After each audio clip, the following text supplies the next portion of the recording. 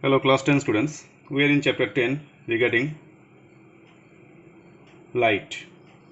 Today I'll start from page number 185, article number 10.3.3, refraction by spherical lenses. Already refraction I told you, the bending of light, the phenomena of bending of light, whenever the medium changes, light rays is to bend. Either it will bend towards the normal or away from the normal. This bending of light, as soon as it will change the medium, it will be refracted, it will bend.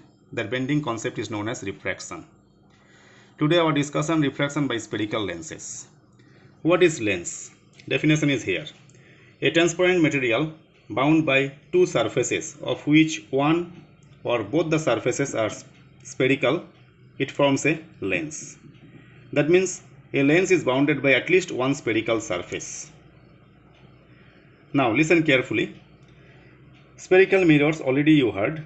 These are the devices which reflects the light rays, whereas lenses are made of optically transparent material such as glass bound by curved surfaces. When the light rays pass through them, they are refracted. So once more, spherical lens is a transparent material bound by two refracting surfaces.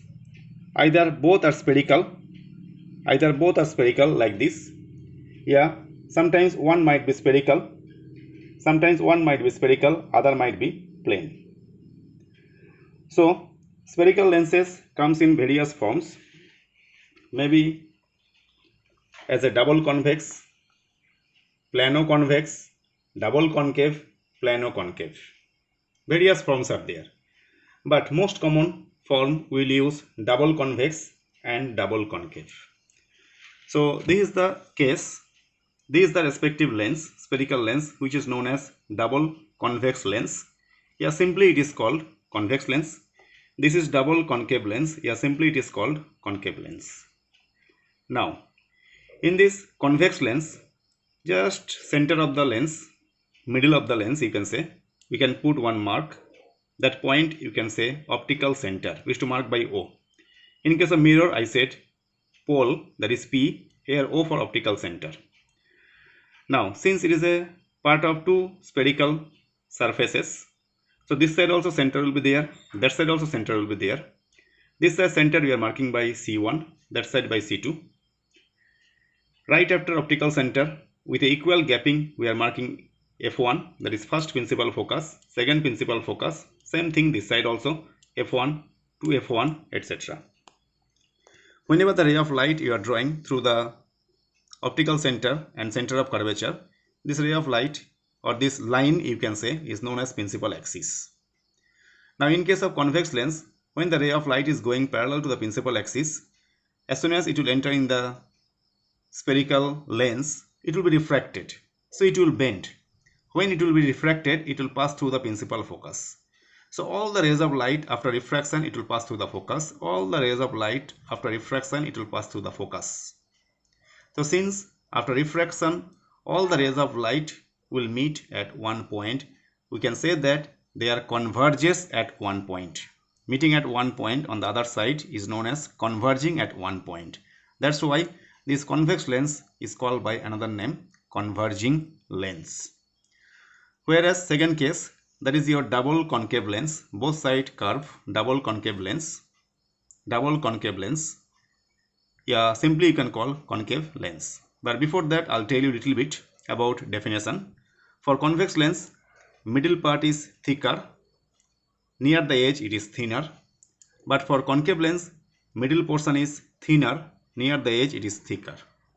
So here also you'll be getting optical center, this first principal focus, second principal focus, and so on.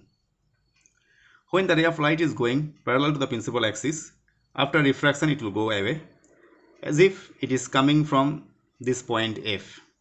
We can imagine it is appearing to diverge from this point. Same thing here, when the rays of light going parallel to principal axis, after refraction it will go away, as if it is coming from this point. So since in case of concave lens, after refraction, whatever refracted ray you are getting, it is appeared to diverge from this point. That's why concave lens is known as diverging lens. Convex lens is called by converging lens, concave lens is called by diverging lens. And if this spherical surface, you will complete it, center of curvature also you will get, there also center of curvature you will get. Center of curvature to the optical center will be your radius of curvature. Same thing for convex mirror also. So all these things here also you will get it same. So only remember that for convex lens, after refraction it will be converges, that is meeting at one point on the other side. In case of concave lens, it is appear to diverge from this point. Read properly, try to understand everything. These are all common general phenomena. You should go through properly. Now I'll come to this page about image formation by convex lenses. First you need to learn this table. In front of convex lens, if you will keep the object far away at infinity, then image will form at the focus. Image will be highly diminished, point size, real inverted. Total 6 ray diagrams are there. Second one, beyond 2f1, that is beyond double principal focus. First one f, second one 2f also we can mark. So 2f1. Then position of the image will form between f2 and 2f2. On the other side, diminished, real inverted. Moreover, by the convex lens, all the image will form on the other side. Almost all. When the object is kept at double of f, image also forming at the same point, double of f only on the other side. Same size, real inverted. Between f1 and 2f1, beyond 2f2 it will form enlarged, real inverted. So this table you should prepare it very well. Then only you can understand the ray diagram by the convex lens. Now, for concave lens also, two are there. Position will be kept at infinity. What kinds of image will form, how the image type, where it will form, everything is given. But remember that for concave mirror, image will be always virtual and erect. Image will be always virtual and erect, and it will be formed same side of the object. And for convex mirror, for convex lens, most of the image will be real inverted and it will form on the other side. Only in one case it will form virtual and erect image. Now same like mirror, whenever you are forming the image, some sort of rules you need to know. First rule, whenever the ray of light is parallel to the principal axis, after refraction it will be converges at focus, meeting at focus, it will pass through focus. Same thing in case of concave lens, when the ray of light is going parallel to the principal axis, after refraction it will go away as if it is coming from this point. That's the first rule. Second rule, whenever the ray of light is going through the principal focus towards the lens, after refraction it will be parallel to the principal axis. Same thing here, when the ray of light is going through the principal focus on the other side, we can imagine it is going to the principal focus. After refraction it will be parallel to the principal axis. That's your second rule. Third rule, when the ray of light is going directly through the optical center, it will remains undeviated. No refraction. Same thing for concave lens also. When the ray of light is going through the optical center, it will be remains undeviated. So out of these three rules, any two rules you can use it to form the image. Now first image, please look. Today this 4 ray diagram I'll explain to you. You should draw in your copy. So this is your convex lens. At the center you mark optical center. Draw this principal axis properly. Then make sure that O to F1 this side, F1 to F2 distance has to be same. O to F1, O to F2 and to F2 also distance has to be same. Now whenever the object is kept at infinity, first ray diagram, whenever the object is kept at infinity, rays of lights are going parallel to principal axis. After refraction it will be converges at one point. After refraction it will be converges at one point, that is the principal focus. Because you know that whenever the ray of light is going through the convex lens, spherical lens, it will be refracted definitely because changing the medium. So it will be bent and it will pass through the principal focus. So here the image is forming. Image is point size, highly diminished you can say, but it is forming on the other side at f2 only, and it will be real inverted. For second ray diagram, object is kept beyond 2f1. Beyond 2f1, that is your center of curvature also. 2f1 is your center of curvature also. Here is the object. Now to draw the ray diagram, when the ray of light is going parallel to the principal axis, after refraction it will pass through the focus, and when the ray of light is going direct to the optical center, it will be remains undeviated.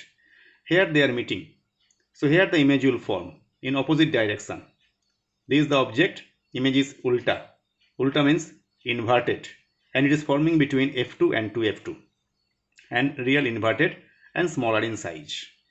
Now when the object is kept at exactly center of curvature, here 2f1, double of focus means center of curvature definitely, because here to this much is focus, it is double of focus, that means it is your center of curvature. So here the object is kept. Now ray of light is going parallel to principal axis. After refraction it will pass through the focus. Another going to the optical center, going through the optical center, it will remains undeviated. Here they are meeting. So here the image will form. Image will be real inverted, forming at 2f2 only, that is your center of curvature on the other side, and same size than the object. Now another one, when the object is kept between f1 and 2f1. f1 means focus, 2f1 means double of the focus, double of focal length. So when the object is kept between f1 and 2f1, this is the object. Rays of light going parallel to principal axis. After refraction it will pass through the focus, and when it is going through the optical center, it will remains undeviated. So here they are meeting. Here the image will form. Where both the lines are meeting after refraction, there the image will form. Image is forming beyond 2f2, that is beyond double of focus on the right side, on the other side, and real inverted, and it is bigger in size. So till this ray diagram I have explained today. So I want that this 4 ray diagram you should draw in your copy properly, and this 1, 2 and 3 rules you have to prepare it very well. This table you should prepare it for concave lens. I didn't discuss the ray diagram today, and this table you have to prepare it for convex lens, where all the 6 ray diagrams you will understand easily. So with this I am going to conclude today. Till page number 189 I have explained to you. Bye for today.